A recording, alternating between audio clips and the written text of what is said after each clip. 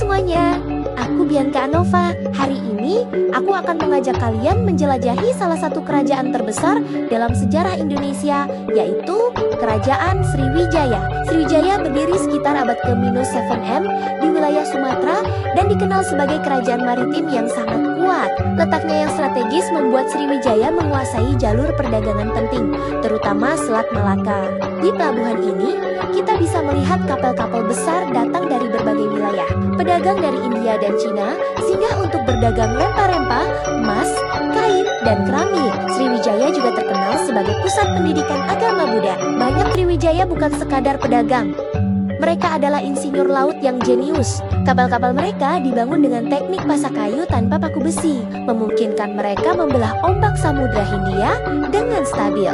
Navigasi mereka pun luar biasa, menggunakan rasi bintang dan pola angin muson untuk berpindah dari satu benua ke benua lainnya.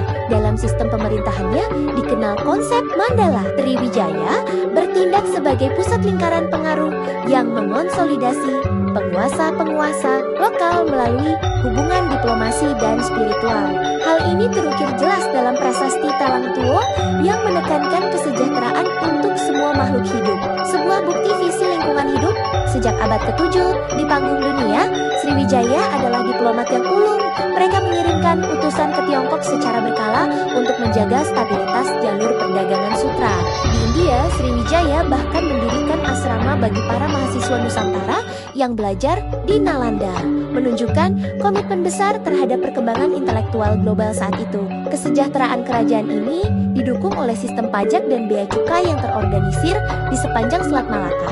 Kapal yang melintas diwajibkan mampir dan membayar upeti. Namun sebagai imbalannya, Sriwijaya menjamin keamanan dari serangan bajak laut. Kekayaan ini kemudian dialirkan untuk membangun karya seni, kain tenun indah, dan sistem irigasi perkotaan yang canggih.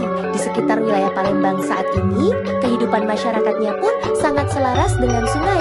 Mereka tinggal di rumah panggung yang dinamis, mengandalkan sungai sebagai urat nadi transportasi dan sumber protein utama.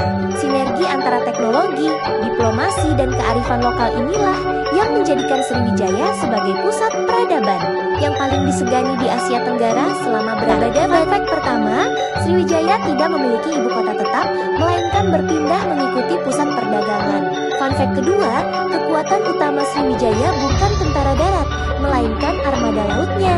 Fun fact ketiga, nama Sriwijaya berarti kemenangan yang bercahaya. Fun fact keempat, keberadaan Sriwijaya dibuktikan lewat prasasti seperti Kedukan Bukit dan Talang Tuo, serta catatan pendeta Tiongkok bernama Ising.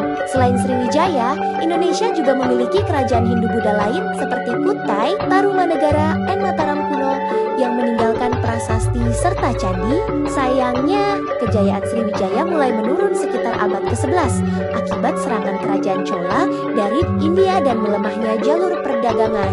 Meski begitu, Sriwijaya membuktikan bahwa nenek moyang bangsa Indonesia pernah menguasai lautan dan menjadi pusat peradaban besar. Dari sejarah ini kita belajar pentingnya persatuan, kerjasama, dan menjaga warisan budaya.